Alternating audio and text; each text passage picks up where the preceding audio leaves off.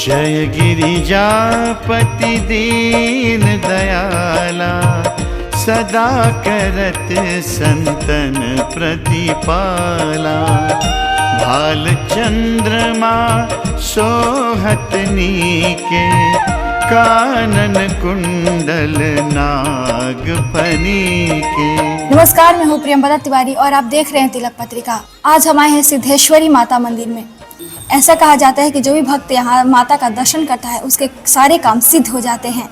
नवरात्रि के 9वें दिन माता सिद्धेश्वरी की पूजा का विधान है। ऐसा कहा जाता है कि ये मंदिर स्वयंभू है, माता यहाँ स्वयं प्रकट हुई थी। ऐसी मान्यताएं हैं कि माँ सिद्धेश्वरी ने काशी विश्वनाथ को भी सिद्धियां प्रदान की थी। मंदिर के पुजारी जी से जानेंगे कि सिद्धेश्वरी माता का मंदिर कब स्थापित हुई थी और क्या है माता का महत्व। सिद्धेश्वरी मंदिर माता के गर्भगृह के अंदर खड़े हैं और ये माँ सिद्धेश्वरी हैं, इन्हीं के नाम से ये मोहल्ला भी है, ये मंदिर भी है। और ये नवदुर्गा में 9वीं दुर्गा हैं जो कि स्वयंभू माता जी हैं। इन्हीं को सिद्ध योगिनी भी कहते हैं। सिद्ध योगिनी मतलब जो काशी के अंदर सबसे पहले 64 योगिनियाँ आई थी, जिसमें सबसे प्रथम पहले आने वाली ये माँ सिद्धेश्वरी है, इसीलिए इनको सिद्ध योगिनी भी कहते हैं। ऐसा कहा जाता है कि जब से पृथ्वी है तब से ये माता जी यहाँ पर हैं। मतलब इस वक्त जहाँ हम लोग हैं, माँ सिद्धेश्वरी का जो गर्भगृह है, इसका ये जिस वक्त से पृथ्वी है तब से है, मतलब तब से ये स्थान है। मतलब ये विश्व के सबसे प्राचीन स्थान या सबसे प्राचीन स्थानों में से एक पर हम लोग अभी हैं। माता की पौराणिक कथाएं क्या है? ये माँ सिद्धेश्वरी हैं, ये सिद्धियां प्रदान करने वाली हैं। इन्होंने इसी जगह पर 7 करोड़ इनके जो साधक हुए हैं उनको सिद्धियां प्रदान की हैं। इन्होंने काशी विश्वनाथ जी को भी सिद्धियां प्रदान की हुई हैं। तो ये इनकी कृपा से बहुत लोगों को सिद्धियां प्राप्त हुई है, जो आज भी इसी मंदिर के प्रांगण के अंदर सूक्ष्म शरीर में विराजमान हैं। ये ऐसे सिद्ध लोग जिनको माता द्वारा सिद्धियां प्राप्त हैं। और मैंने अभी आपको बताया ना, ये नवदुर्गा में इनका ये 9वां स्वरूप है, नवमम सिद्धिदात्री। तो नवरात्रि में 9वें दिन इनके दर्शन का विशेष महात्मा है। और चैत्र शुक्ल चतुर्दशी वो इनका प्राकट्य दिन है, ये प्रकट हुई थी। माता जी के ठीक नीचे आप ये जो शिवलिंग देख रहे हैं, 3 शिवलिंग, ये चंद्रेश्वर जिनके ऊपर चांदी चढ़ी हुई है, वो चंद्रेश्वर वो भी स्वयंभू हैं, अपने आप से प्रकट हैं। दूसरे नंबर पर सिद्धेश्वर हैं और तीसरे इधर कली योगेश्वर हैं।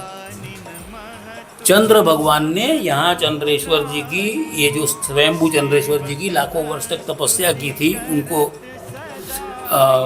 श्राप मिला हुआ था उससे मुक्ति पाने के लिए। तो इनकी लाखों वर्ष तपस्या करने के बाद फिर इन्हीं के नाम से इसी प्रांगण के अंदर एक चंद्रेश्वर शिवलिंग की स्थापना चंद्र भगवान ने और की थी। तो यहाँ इस प्रांगण के अंदर चंद्रेश्वर स्वयंभू और चंद्रेश्वर चंद्र भगवान द्वारा स्थापित 2 चंद्रेश्वर के शिवलिंग हैं यहाँ पर। और मध्य आंगन में जिस वक्त चंद्र भगवान ने उनकी स्थापना चंद्रेश्वर जी की थी, उस वक्त पृथ्वी के ऊपर गंगा जी नहीं थी। तो गंगा जी नहीं थी, तो इसलिए चंद्र भगवान ने इसी में आंगन के बीचों बीच एक कुंड बनाया था, जिसको अमृतोद कूप के नाम से बनाया था। कूप मतलब कुआं, लेकिन चंद्र भगवान ने बनाया था, इसलिए ये अब चंद्रकूप के नाम से विख्यात है। और इसी कुएं के जल से ये चंद्रेश्वर स्वयंभू और जिनकी स्थापना किए थे, उनका चंद्र भगवान ने लगातार 1 लाख वर्ष तक अभिषेक किया था।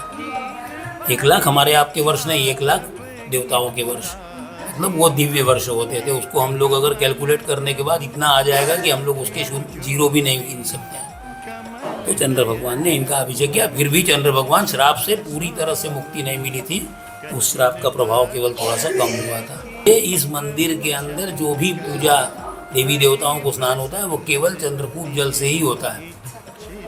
और वापस ये जल फिर इस रास्ते से उसी चंद्रकूप में जाता है। और उसके बाद ये चंद्रकूप अंदर से अंदर गंगा जी के मणिकर्णिका से जुड़ा हुआ है।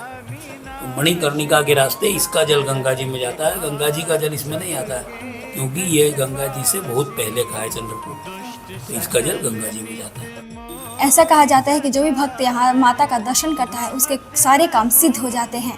ऐसा कहा जाता है कि ये मंदिर स्वयंभू है, माता यहाँ स्वयं प्रकट हुई थी। ऐसी मान्यताएं हैं कि माँ सिद्धेश्वरी ने काशी विश्वनाथ को भी सिद्धियाँ प्रदान की थी। वाराणसी से मैं प्रियंवदा तिवारी।